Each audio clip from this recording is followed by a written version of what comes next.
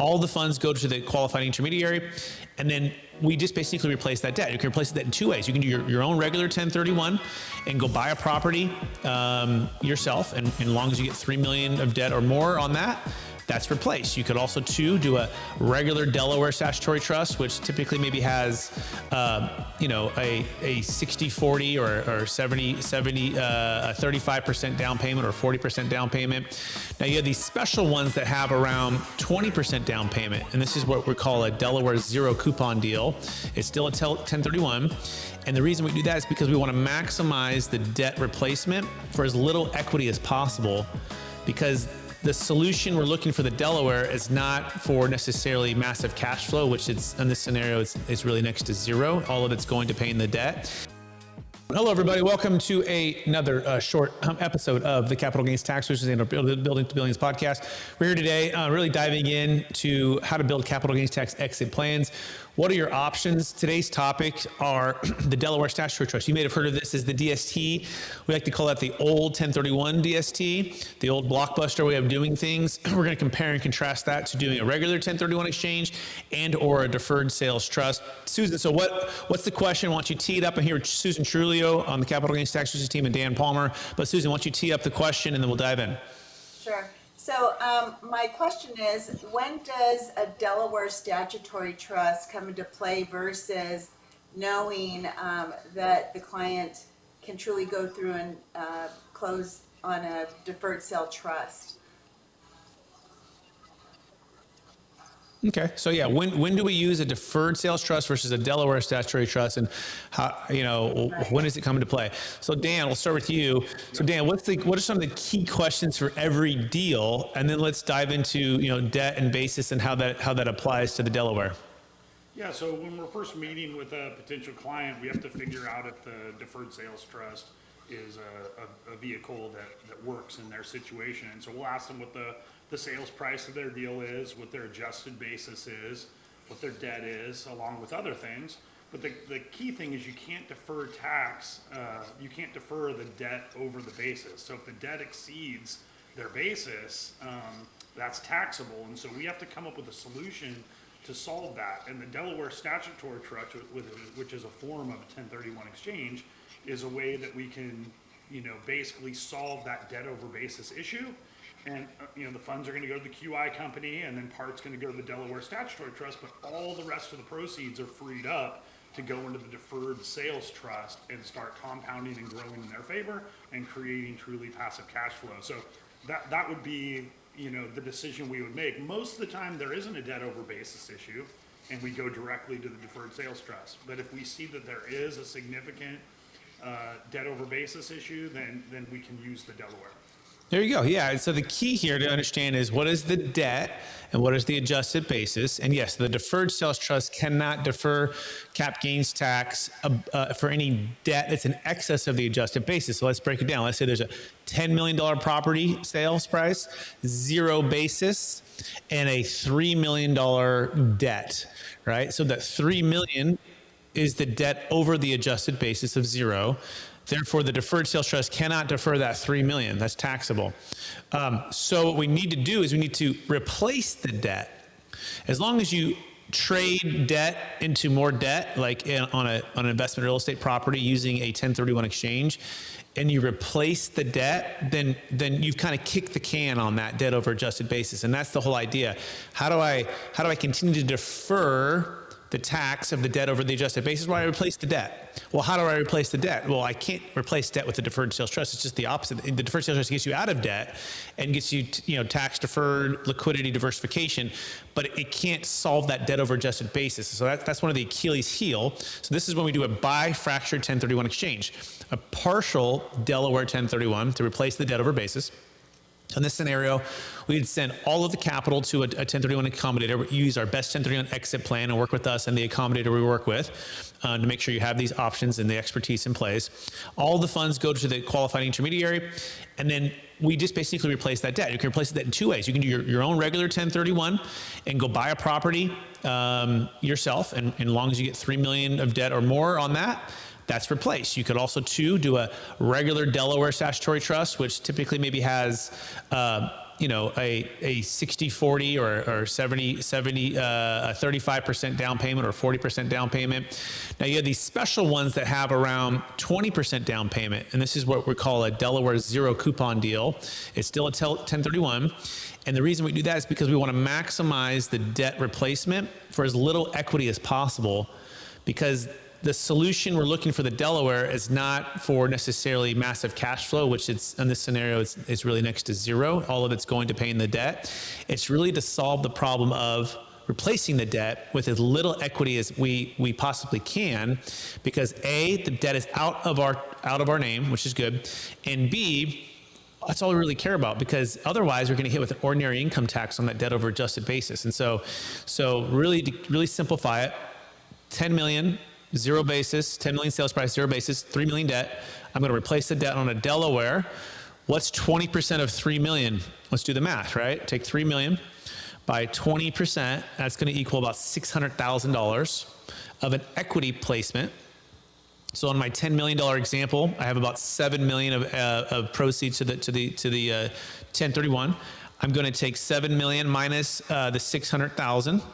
That's going to give me 6.4 remaining to go into the Deferred Sales Trust, and the other amount can go into the Delaware. Remember, that Delaware just replaced my debt. The rest of it can go into the Deferred Sales Trust. So I'm going to pause, and I'm going to ask Susan the same question and see if she can repeat it back to see how well Dan and I communicated. Okay, this is the test. So Susan, what is the purpose of a Delaware statutory trust? It's just a single answer. What's the purpose? It's to reduce the debt. Replace the debt. Replace the debt. But you're correct when you say reduce the debt in my name, because I don't want it in my name. So to get the debt out of my name and to get it into some big corporation, typically like Inland Property or Cantor Fitzgerald, some other big corporate real estate company. So it is to Reduce the debt. replace the debt and get it out of my name. So say it again. What's the purpose of a Delaware statutory trust? To replace. I know Here we I'm go. stuck on. Write it down, right? It's to replace the debt. Replace the debt. It needs to be replaced, right? But by definition, it's replaced in someone else's, recourse, no longer in my recourse. It's non-recourse to me. That's great. All right. And So there's another solution too. Before the close, you can pay that debt down to equal the basis, so that at close, you solved it beforehand. Is that accurate, Brett?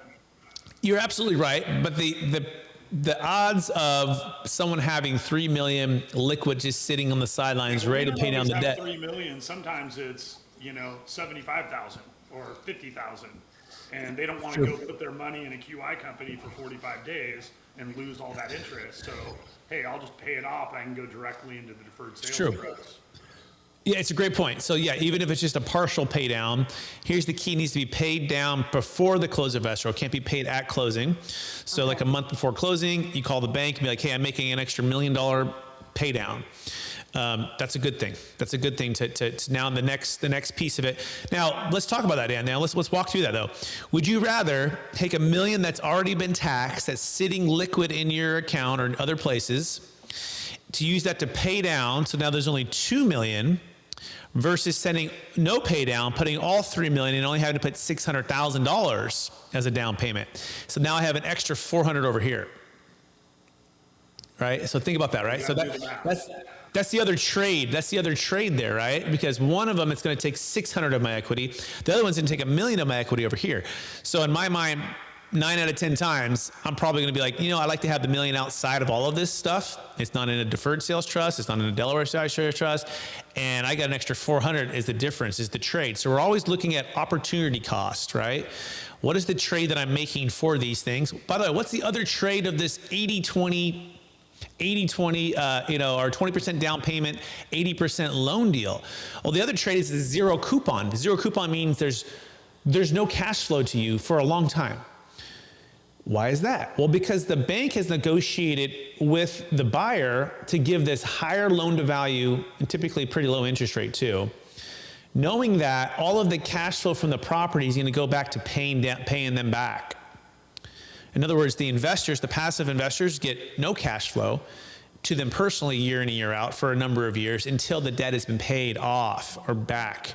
So that's why it's called a zero coupon. Doesn't mean it's zero cash flow. It just means it's zero cash flow to you for the foreseeable future. How long?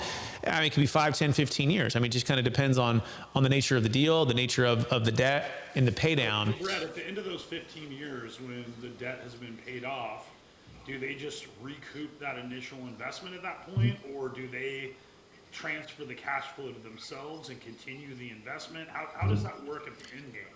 Yeah, it all depends. Let's do two scenarios. Let's do the latter first and the former. So on the latter, if the company continued to hold the property and they pay off all of the debt, and then there's X amount of cash flow, then it's prorated pro rata shared to the investors, right? And so you start getting some cash flow, right? The other scenario is they actually sell that asset, and you have two options at that point. You can go into another 1031, and or you do your own 1031, right? Go back into your own deal, or do our best 1031 exit plan and go into a deferred sales trust at that point. These are the or a combination of all three, right? So it all depends on what you want to do, but you have options at that point.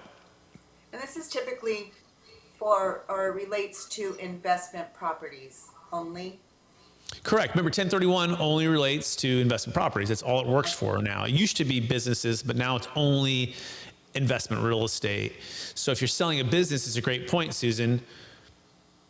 You got to pay down that debt personally, or you're going to get crushed with the tax. Just for the debt over the adjusted basis. And I want to make this really clear, right? If I have a $10 million sale and a $3 million debt over adjusted basis, I can still use the deferred sales trust for the $10 million business sale. I just have to know that the $3 million that was the debt paid off over the adjusted basis is not deferrable. I'll have to pay tax on that. But the other $7 million I can still defer. So it's just not ideal. And an ideal, we're deferring 100% of the capital gains tax. So if you have a business in this scenario where it does not qualify for a 1031, what do? Well, you got to come with cash. Get that debt off of the business. Maybe you can transfer that debt to something else, or come with cash to pay it down. Then the full 10 million can go into the deferred sales trust, and I can defer all the tax. And by the way, if people want to learn more about all of this and start a plan, go to capitalgainstaxsolutions.com to start right now, capitalgainstaxsolutions.com, and just have $1 million net proceeds, $1 million gain deal, and we can get started to build this for you, with you, no cost, no obligation to look at all of this. Okay, Susan, so we're gonna do it again. Ready? What is the purpose of a Delaware statutory trust in this context right now? What's the main purpose? To do what with the debt? Replace the debt. Yes, replace the debt. Why? Why do we need to replace the debt? Because the debt over adjusted basis is what? Is not deferrable with the deferred sales trust. Not deferrable. Okay. Right, with the deferred sales trust. Debt over the adjusted basis is not deferrable with the deferred sales trust. Dan, what is it taxed at? Ordinary income or capital gains tax if I don't replace that debt over adjusted basis? Your debt over basis is going to be taxed at regular income tax rates. Yeah. It's painful. That's the highest, right? So even though you're in Texas and I'm in Florida, like we're at zero income tax state, still if I had debt over adjusted basis, federal income tax rates, right? It's going to put me probably in the highest bracket, so easily 40 to 50% if I have $3 million, right? So check with your CPA and all those things. And of course, if I'm in a high tax state, it's even more brutal. So, and the reason for that, I would assume, is because the IRS knows that you've been taking depreciation to offset income, and that's why your basis has dropped below your debt. And so they want to claw that back. Is that accurate? Totally, because you got the benefit all of these years, right? You've used your property as a piggy bank. A lot of people, they do this cash out refi, which is tax free on the cash out refi. But what it's doing, it's creating as you depreciate, right? And as you take on more debt, right? And it gets, all of a sudden it breaks, it changes from being equal in the depreciation and the adjusted basis schedule. And it changes, and you're looking around like, oh wow, there's no tax. Well, no, there is if you sell, right? And this is the conundrum that you got to be aware of. That's why you got to have a tax flow, debt flow, and cash flow mindset. You got to look at all three in conjunction, like a Rubik's cube, and you're moving it to figure these things out.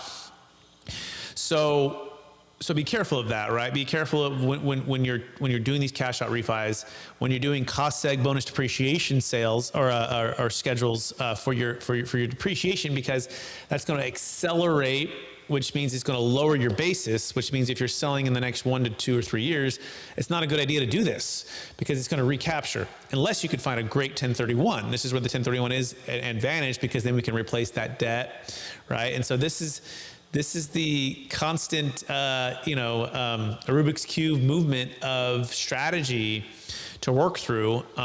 Okay, so Susan, you ready? I'm going to ask you now. So Susan, we're going to do a little role play. Susan, I'm considering doing a deferred sales trust, and a Delaware statutory trust. Why would I choose one over the other? What's the purpose of using both? Can you help me? So our main question would be, do you have debt on this property? If there's I do. I have debt, $3 million of debt, and my basis is 0, and I have a $10 million sales price. Okay. Yes, well then, we'll need to steer you towards a Delaware statutory trust. This will help replace the debt. Otherwise, you would be taxed. And with this strategy, we can extend that period and help you. Okay. Yes, because if I replace the debt and then I can defer that. I can kick the can on that. Okay, good. That's a good start, right? Okay. And then the rest of it can go into the deferred sales trust. So, Right. based upon your goals and your needs, and let's assume you want good cash flow and diversification, liquidity, and truly passive income, which is a whole other topic we can talk about. Yeah, we need to probably do both. And the first step is a Delaware, just to replace the debt. Boom, that's out of your name, the debt, and to replace it, now we get to kick the can on the ordinary income tax. Then the remainder can go into the deferred sales trust. So you want to try again? So what's the purpose, Susan, of a Delaware, a deferred sales trust? And 10 million sales price, 0 basis, $3 million debt. Well, the difference is the debt will need to be replaced, and that way you're not taxed there. It would then allow you to place the remaining proceeds into a Delaware a deferred sale trust, where Where you have freedom and flexibility to do whatever you basically want, right? This is the point, right? This is why people do the deferred sales trust. I like it. You leave me on a cliffhanger. Okay, Dan, let's give Dan a shot. Okay, so Dan, deferred sales trust, Delaware statutory trust. Why would I use one or the other? Same fact pattern. Yeah, so the deferred sales trust obviously is way more flexible, and you're going to create what we like to call truly passive cash flow with the deferred sales trust. But with this fact pattern, you have a serious problem, and that's that you have a $3 million debt over basis issue that you're going to get taxed on at regular income tax rates if we were just to close and go directly into a deferred sales trust. So what we need to do instead is we need to solve for that first. We still want to use the deferred sales trust because of its flexibility. It's going to be the best tool for you to grow wealth over time and to create truly passive income. But we can't go directly to it because you're going to take that giant tax hit. So what we're going to do is we're going to do a 0 coupon Delaware statutory trust. Probably about 20% of that $3 million will go to the Delaware. And at day 45, that debt's now out of your name. You're going to have the full amount of the proceeds minus that 20%, and it will all go in to the deferred sales trust and be invested immediately and start producing cash flow. Boom, nailed it. Honestly, give a round of applause, everybody. That's really great. Nailed it. That's really the key, right? You gotta be creative. And our unique advantage here at Capital Gains Tax Solutions is we're really good at all three of these, and we work with the best in all, in all these, right? And so we serve as a trustee for the deferred sales trust, building all of those out, and then we have the best 1031 exit plan to work with this and the Delaware with groups that are securities advisors to do that. You do need to be a accredited investor for the Delaware, just so you know. And so it means you need to have hit that status for tax purposes and for your accreditation. So just keep that in mind. Okay, Susan, I think you got it right. Are you ready for the final test? You ready? All right, so let's see if you can deliver it. Right? All right, Delaware statutory trust versus deferred sales trust. Susan, why one or the other? Walk me through. What it's going to solve for both of them.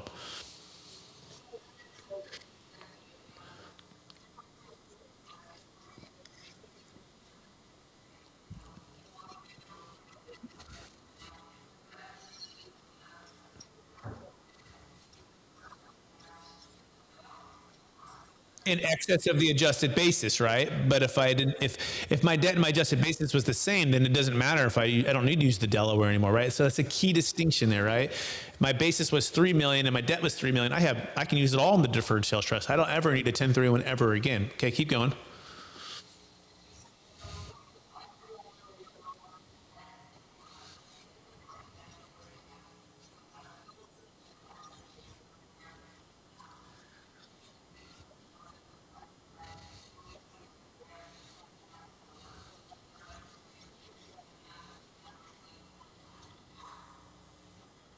Okay, it's pretty good. Yeah, it's pretty good. And then I'd say too, like technically the Delaware Statutory Trust, it is truly passive income. It is. You don't do anything. Like it's like they do all the property management, they do all the toilets, trash, tenants, they take on all the debt. They actually have the TPI. The challenge with that is it's typically around 5%. Whereas we're pretty regularly 8, 10, and we're pushing over 12 with a lot of our stuff right now. So we are significantly more truly passive income, okay? And that gives you the ability to hopefully retire either sooner and or give more right now because you have so much more massive cash flow coming in now, right? So I want to make sure everyone caught that. Like the Deferred Sales Trust is not exclusive to truly passive income. In fact, Delaware and Deferred Sales Trust can deliver both. But the question is how much cash flow versus the other. That's really a key distinction. Hey, we're way out of time. I'm Brett Swarts. He's Susan Trulio. He's Dan Palmer. And we're all here for you at Capital Gains Tax Solutions.